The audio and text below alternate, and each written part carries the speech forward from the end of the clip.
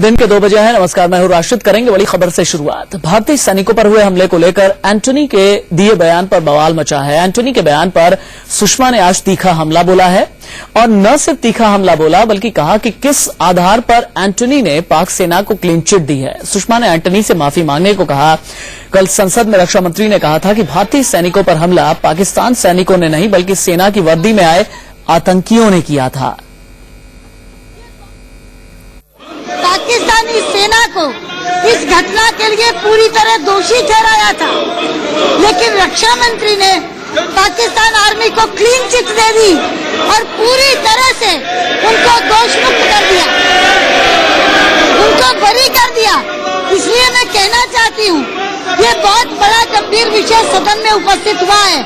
मैं आत्म संरक्षण चाहती हूँ कि आप निर्देश दें कि रक्षा मंत्री यहाँ आए, इस सत्य को स्वीकारें और पूरे देश से माफी मांगने का काम करें। जो पाकिस्तान आर्मी देश से माफी मांगे रक्षा मंत्री, कहना सुषमा स्वराज का। लेकिन इंडिया न्यूज पूछ रहा है कई सवाल ये कि शहादत पर सियासत आखिरकार क्यों? जब राजनेता आपस में ही लड़ेंगे तो पाकिस्तान को जवाब आखिरकार कौन देगा? अजय माकन ट्वीट कर देश को आखिरकार क्या संदेश देना चाहते हैं, क्या संकेत देना चाहते हैं, ये बहुत बड़ा सवाल है। रक्षा मंत्री ए के एंटनी पाक सेना को आखिरकार क्लीन चिट क्यों दे रहे हैं?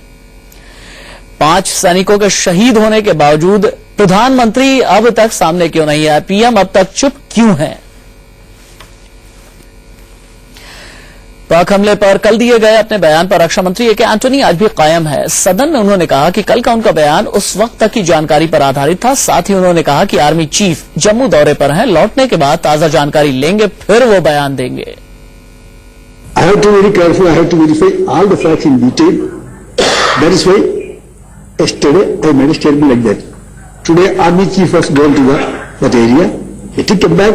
If I get some other details, I will come back to you. और आइए अब आपको सुनवाते हैं कि कल आखिरकार रक्षा मंत्री ने क्या कहा था। One non-commissioned officer and 5 other ranks was ambushed on our side of line of control in Poonch sector of J&K early morning on August 6, 2013. In the ensuing firefight, the 5 Indian soldiers were martyred and 1 soldier was injured.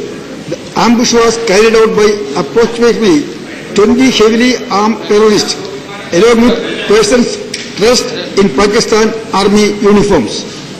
The numbers of infiltration attempts have doubled this year in comparison to the corresponding period 1st January to 5th August of 2012. There has also been 57 ceasefire violations this year, which is 80% more than the violations last year during the same corresponding period.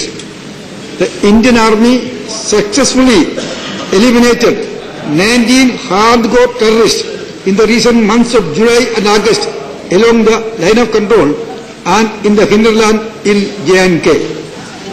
The effective counter-infiltration grid on the line of control has ensured that 17 infiltration bids were foiled this year. We strongly condemn this unprovoked incident. Government of India has lodged strong protest with Government of Pakistan through diplomatic channels. I assure the House that our army is fully ready. Don't disturb. Please. I assure you that the House that our army is fully ready to take all necessary steps to uphold the